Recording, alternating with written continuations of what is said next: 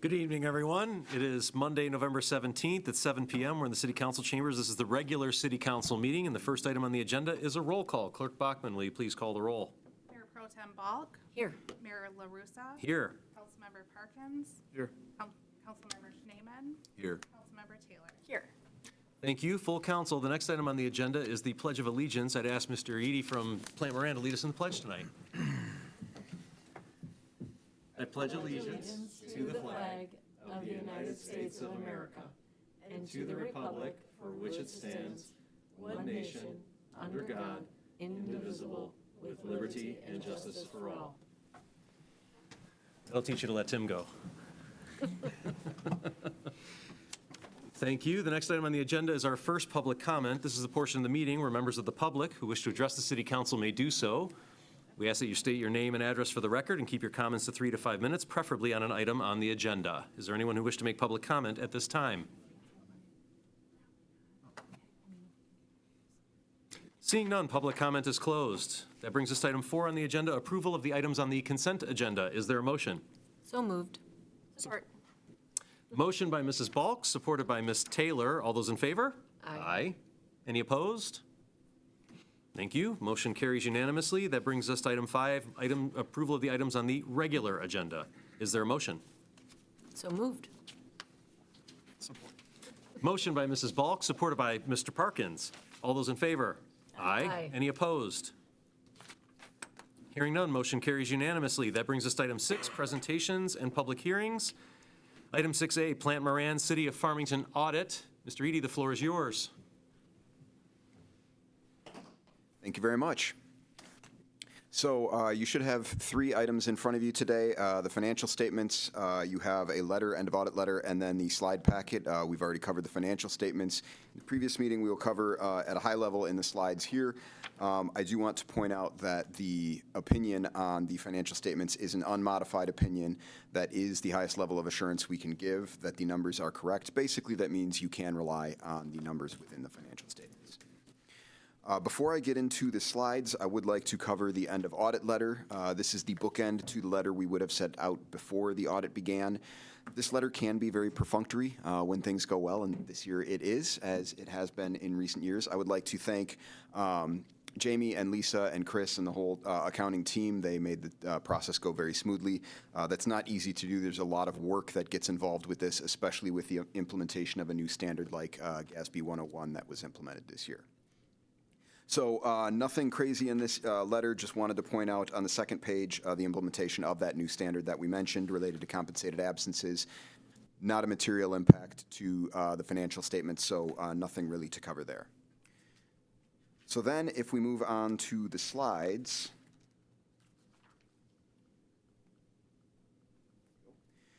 The first slide shows the general fund revenue on a budgetary basis. Revenue was up 2% to $11.8 million in the current year. The largest increase was really related to property taxes because of the increase in property values, and property tax revenue was up about 5% this year. There were also some other increases related to grant revenue and some other items, but that's the largest piece.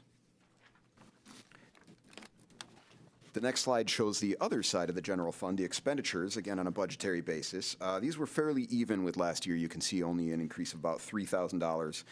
The largest increases were to public safety of $362,000 and general government up about $337,000.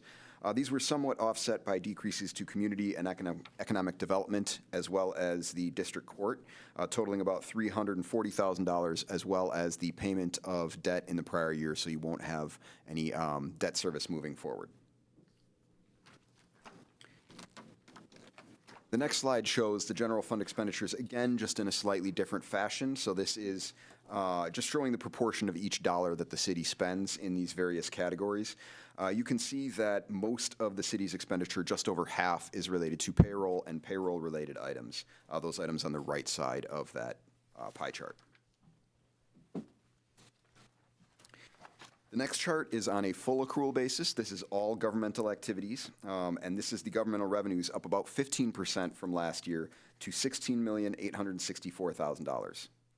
Property taxes continues to be the largest single source of revenues for the city, making up about 49% of the total. Also wanted to point out that the city used ARPA grant dollars in 2025, which increased grant revenues $515,000, along with various other grants like the fitness court, salt dome, and the fire truck, which added another $1 million.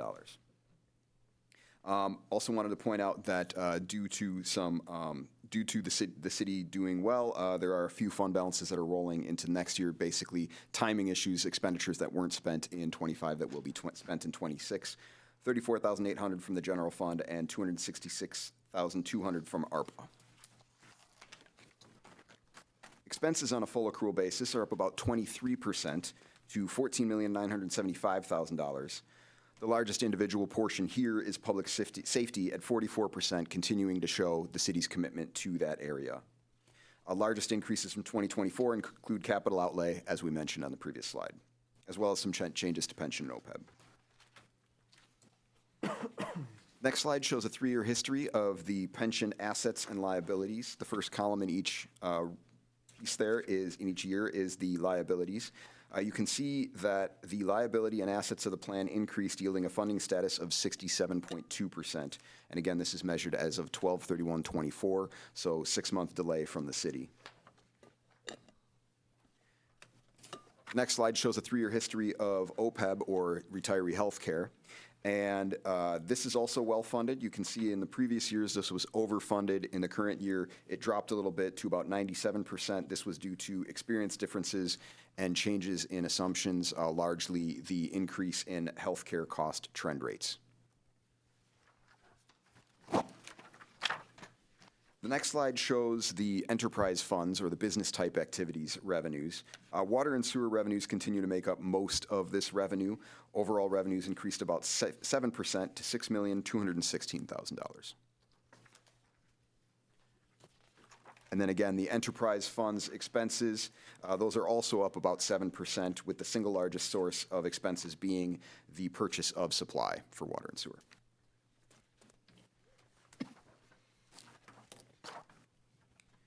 Next slide shows a 5-year history of the water and sewer fund cash flows. For water and sewer, you can see the city continues to invest in capital activities and pay down debt, which has led to a reduction in cash in the current year that's down about $24,000. I do want to point out that that second row should have had a number in that 2025 there, the OPEB debt that would be coming up from the cash flows. That last blue row before the total cash rows from, the second row above that, the cash flow is used in financing activities, basically. It's still debt, it's just on the OPEB rather than capital activities. And then the next one is the theater fund cash flows. Again, here there has been a decrease in cash in recent years, largely due to negative cash flows from operations. That is all I had planned to cover here, but happy to entertain any questions or comments from the committee. Questions from the council? On page 3, so we were talking about the debt service that is now no longer something we have to pay. What was that for? That was an installment purchase agreement in 2024 that was paid off. I can't remember exactly what the installment was for. That was for the Maxfield Training Center. Got it. Yes. That's all. Any other questions? I know we had a solid discussion in the previous meeting, so thank you, Josh. Really appreciate it. Thank you. If there's nothing further from the council, is there a motion to accept and file the financial report and end of audit letter? So moved. Support. Motion by Mr. Schneeman, supported by Mrs. Balk. All those in favor? Aye. Any opposed? Motion carries unanimously. Thank you very much. And thanks to the team at City Hall. Jamie, you and your team did a great job, and congratulations quarterbacking the first audit on your watch. Nice work. Not surprised to hear it was well prepared. The next item on the agenda is consideration to approve a resolution to adopt program, Yeah, I got to step back and do the public hearing program year 2026 Community Development Block Grant application. Is there a motion to open the public hearing? I'll move to open the public hearing. Support. Motion by Ms. Taylor, supported by Mrs. Balk. Beth, do we need a roll call, or is it not? Not a roll call. Not a roll call. All those in favor? Aye. Any opposed? This opens the public hearing for the 2026 Community Development Block Grant application. Are there any members of the public who wish to address the City Council on the topic? Seeing none, is there a motion to close the public hearing? So moved. Support. Motion by Mr. Schneeman, supported by Mrs. Balk. All those in favor? Aye. Any opposed? Motion carries. So that allows us to jump straight to consideration to approve a resolution to adopt program year 2026 Community Development Block Grant application. Is there a motion? Move to approve resolution adopting 2026 program year community development block grant application. Support. Motion by Mrs. Balk, supported by Ms. Taylor. Clerk Bachman, will you please call the roll? Bulk. Yes. LaRussa. Yes. Parkins. Yes. Schneeman. Yes. Taylor. Yes. Thank you. Motion carries unanimously. That brings us to item 7C, consideration to amend fiscal year 2025-2026 budget, Amendment 2, roll forward.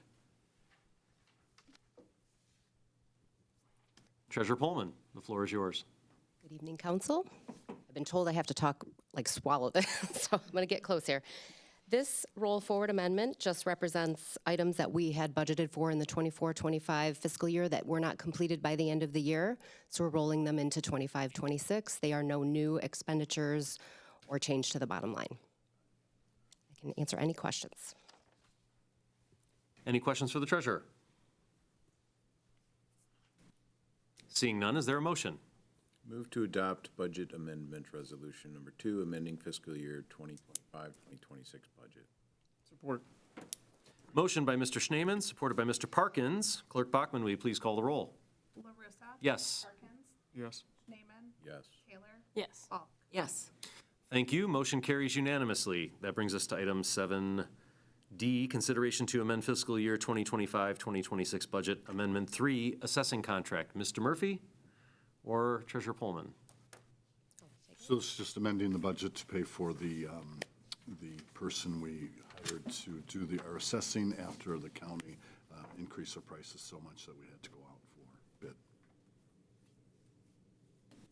Questions from the council? And while this is still an increase, it's less of an increase than if we had gone to the county. We're saving money. Yeah. If there's no further discussion, is there a motion? Move to adopt budget amendment resolution number 3, amending fiscal year 2025-26 budget. Support. Motion by Ms. Taylor, supported by Mr. Schneeman. Clerk Bachman, will you please call the roll? Parkins. Yes. Schneeman. Yes. Taylor. Yes. Bulk. Yes. LaRussa. Yes.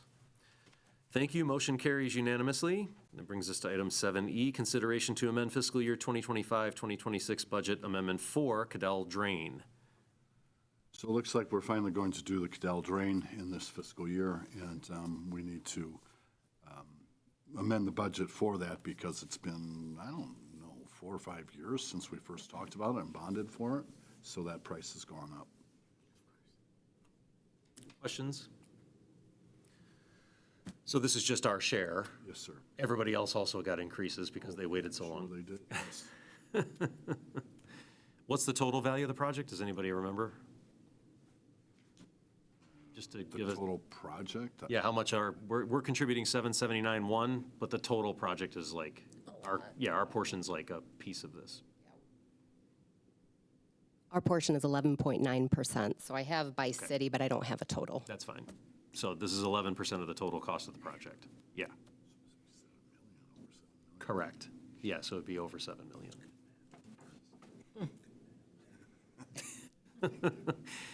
If there's nothing further, is there a motion? Move to adopt budget amendment resolution number 4, amending fiscal year 2025-26 budget.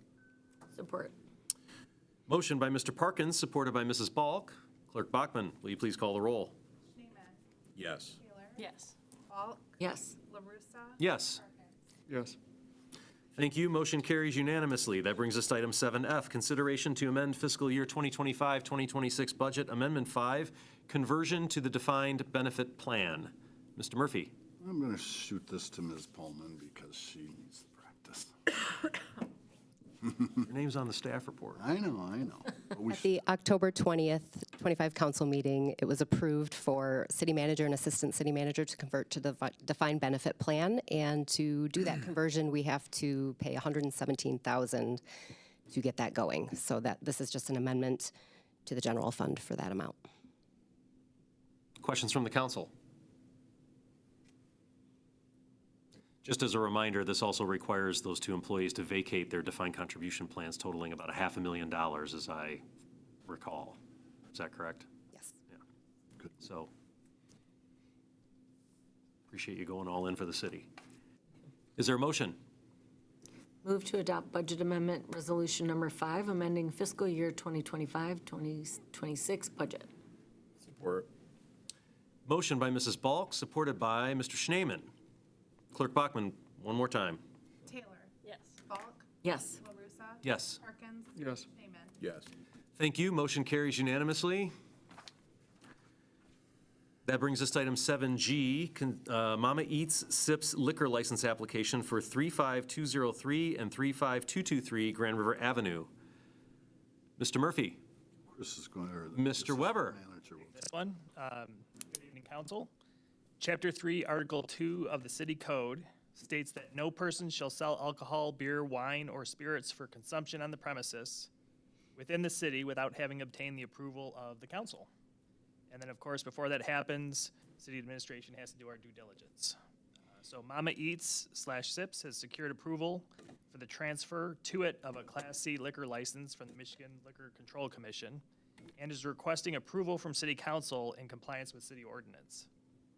Public Safety has performed a background check on all the owners and did not find any information to support a suspension or revocation of the license received from the state. So Mama Eats already has their license. We're just here to approve at the city level. The Treasurer's Department and Planning and Building Department have confirmed that there are no outstanding issues with the business, but there are water and sewer amounts owing to the city related to water and sewer connection charges based on their expansion that are being paid according to a payment plan, which has been approved. And they also have delinquent personal property taxes from prior years that are being paid according to a approved Oakland County payment plan. And the applicant is current on both of those payment plans to date. So the city manager's office therefore recommends approval of this transfer of the liquor license. Questions from the council? How many Class C liquor licenses are still available in the city of Farmington? Or is this the only one? I'm not aware of others that are currently for sale. I don't know that we track that. Okay, This one was transferred in, so probably none. okay. Now, there are redevelopment liquor licenses, which are available in certain areas of the city. Certain level of investment is required to obtain one. Yeah. Mrs. Balk? So the ode to the city, those were from previous, they're just paying like back taxes back. This wasn't their stuff, this is the people coming in are picking up what was there, or? This is their business that they were operating Mama Eats over the last couple of years, so it's their taxes that went into arrears. But they contacted Oakland County several months ago. Okay. And established a payment plan to get current on those. Okay, Have paid those according to the terms of the payment plan. They have a Okay. monthly amount that they're paying. And then this year's personal property tax that was billed out in July, they've already paid that entire amount. oh, good, okay. Thank you. If there's nothing further, is there a motion? Move to approve the Mama Eats Sips liquor license application for 35203 and 35223 Grand River. Support. Motion by Ms. Taylor, supported by Mrs. Balk. Clerk Bachman, will you please call the roll? Falk. Yes. LaRussa. Yes. Parkins. Yes. Schneeman. Yes. Taylor. Yes. Thank you. Motion carries unanimously. That brings us to item 7H, payment application number 1 for the Shiawassee Road resurfacing. Mr. Leach, the floor is yours. Good evening, City Council. This is just following up with Consumers Energy Repair. The city chose to partner with that and replace Shiawassee Road in between Farmington South and Farmington North, which saved us some money. The original budget number was $309,000, but we saved quite a bit of money because there wasn't extensive base repairs. So replacing the road surface prior to it getting too bad saved quite a bit of money.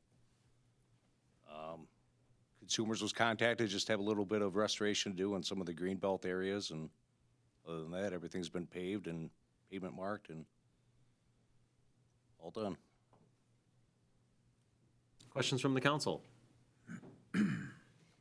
So does this 210, oh, sorry, Mrs. Balk. No, it's not a question. I drive that road every day I go to work, and I notice how lovely it is. So I have thoroughly enjoyed driving on it. So every time I think, oh, that was a good call. Yes, it was money, but exciting to hear that it wasn't as much as we thought to.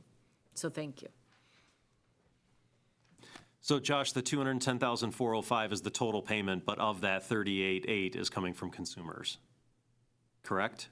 Or, Yes, 38,826,000 is coming from consumers, so, as of right now, the city cost is $185,465, and approximately, less than $5,000 in outstanding engineering fees. oh, okay, so we have a little bit more to do for the engineering. Right, top out around 190,000. Well done. Mr. Schneeman? Josh, was that engineering fees or was that oversight, construction oversight? Oversight, and that's why the initial budget was so large, because there wasn't a bunch of preliminary engineering. Okay. Thank you. If there's nothing further, is there a motion? Move to approve payment application number 1, the amount of $210,405 and 74 cents to R&R Asphalt located in Milford, Michigan for the resurfacing of Shiawassee Road between Farmington Road South and Farmington Road North. Support. Motion by Mr. Parkins, supported by Mrs. Balk. Clerk Bachman, one more time. LaRussa. Yes. Parkins. Yes. Schneeman. Yes. Taylor. Yes. And Ball. Yes. Thank you. Motion carries unanimously. That brings us to item 8, our second public comment.